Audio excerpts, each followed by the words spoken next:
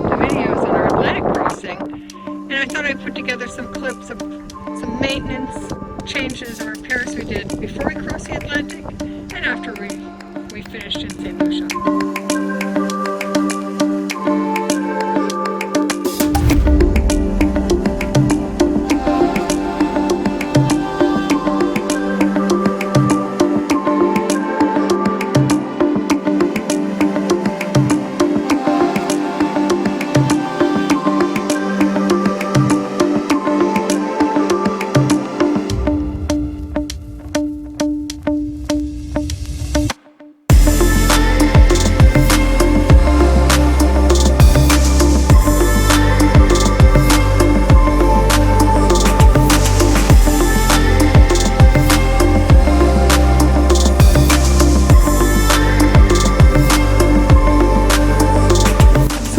Up there. Just inspecting the rigging.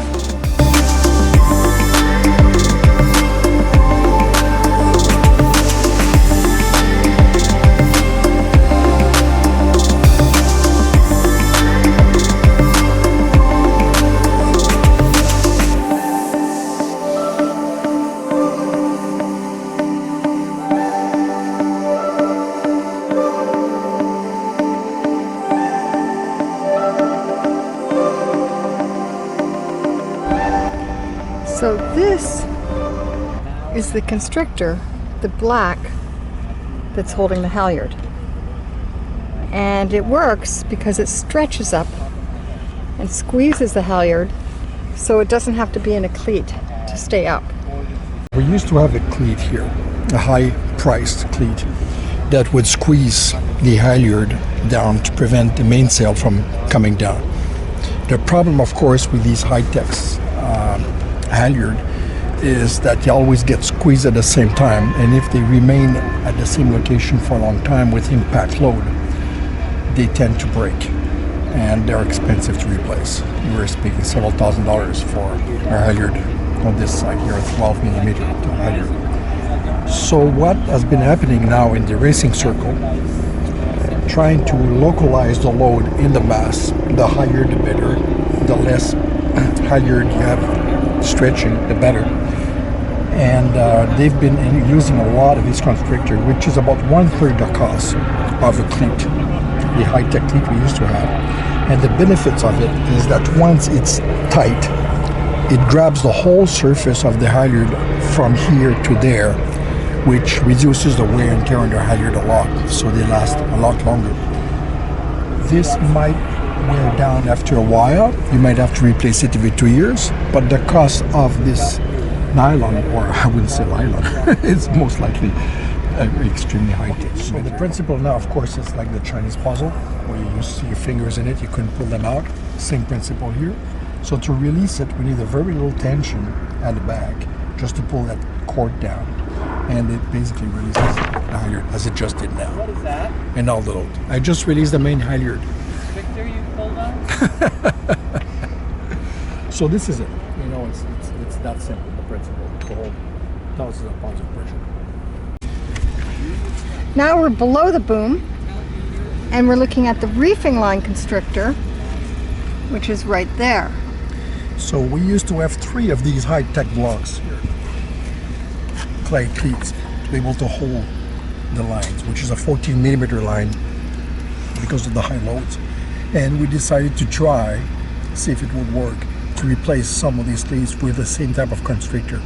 We had to be a bit of work, put spacers and everything else, get them aligned properly, and now it's done and it works extremely well. That's exactly the same principle, except it's a larger diameter over a longer length, and it just holds the tension of the leech. You can pull it as much as you want, that's not an issue, but once you have it to where you want, the constrictor takes the load, and that's it. And if you want to release it, there again, you just add it from the back of the cockpit, just pull that little line here, and it releases it, and the reef is removed. So it's extremely simple, low cost, low tear, low wear solution.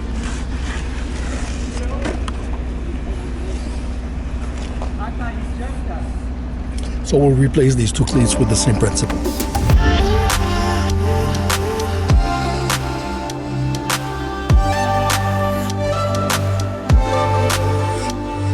So for this boat, we've decided to use only these type of structures for the furling systems for all the sails, whether it be the Coupe D or the Staysail and even the Genoa. The only difference with this one here for the Genoa is it's a structural stay, so it takes the load of the mast. So it's a little bit built heftier, but the principle is the same. The big difference with this and the drum is the diameter from the middle to the outside, which is almost twice the diameter you would see in the normal drum, in the normal furler. So it gives you a lot more power, which allows you to have smaller lines. And being a continuous feed line like this, that goes back to the winch and backs forward, you don't have the big mess of lines that you have with sails which are furred normally with normal drums. So this works extremely well. Another big advantage of this is when you release it, when you release the tension on those lines in the back. As a side note here, a lot of people only put one cleat in the back and like to have two cleats, so there is always tension on both to prevent it from getting loose in the blow. But another big advantage, of course, is as soon as you ease off the tension in the back and you start unrolling the sail, the centrifugal force will let the rope get out of the teeth of the wheel itself, and then the sail will unfurl itself without having to turn these ropes around. So the unfurling goes very, very quickly with very little resistance, and these things really go into the teeth of the basically winch of the winch teeth of the stalker when you're actually putting pressure on it. It's called a continuous roller in English, I believe. Sail roller stalker. So this one's attached with Dyneema, and the multiple wraps of Dyneema gave the same strength as one that's thicker. But the idea here is this can be easily disassembled so that the Staysail can come down for racing, so that the tacking with the Genoa is a little faster and doesn't have to go around the Staysail. In fact, you don't have to undo this part at all. The top end of the Staysail is hooked up to a hook in the mast, which is just fixed. So all we have is very, very tiny halyard to allow it to go up and down, but all of the load is taken by the hook in the mast and not by the halyard itself while we're racing. So when we decide to take it down, all we have to do is ease off the tension a little bit at the bottom by maybe a foot or so, and then at the top we just jerk the small line that we have a little bit to release the hook, and then the whole Staysail comes down on the trampoline very nicely, very easily. When it's all rolled up like this, makes it very easy. And then we can race and sail the boat with no Staysail. And as Lisa mentioned, with Genoa, without having to worry about the tacks.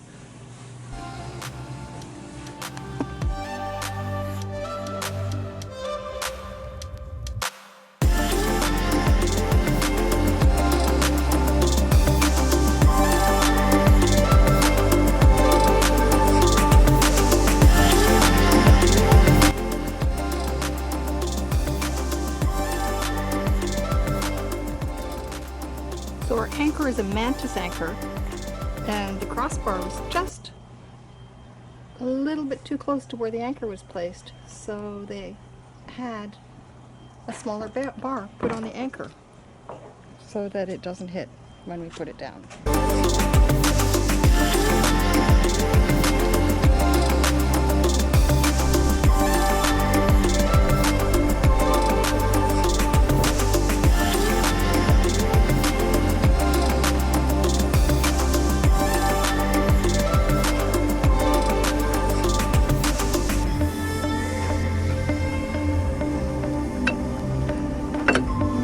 It does not turn.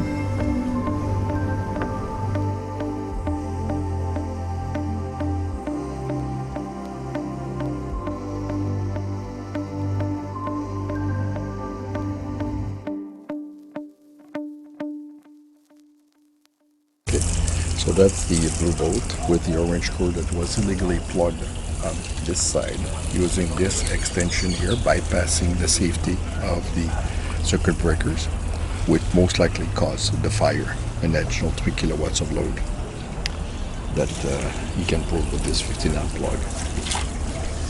The normal way to do it is actually to use a larger plug like this, but these are expensive to buy and a lot of cruisers don't want to spend the money, and then divide it into double leads with proper wiring, which is what this guy did. This guy is obviously one that would only plug at night when the dock master couldn't see it, and just was stealing power away from the other yacht here, which is this Layla from registered in London, which had proper equipment, a divider and direct plug-in for these. So this guy was doing everything perfectly, but this addition here is not legal. And of course this guy was coming across the deck because all of the docks have those little meters releasing, which shows how much power has been drawn by each outlet. And then you get charged for the And power. then you get charged for that.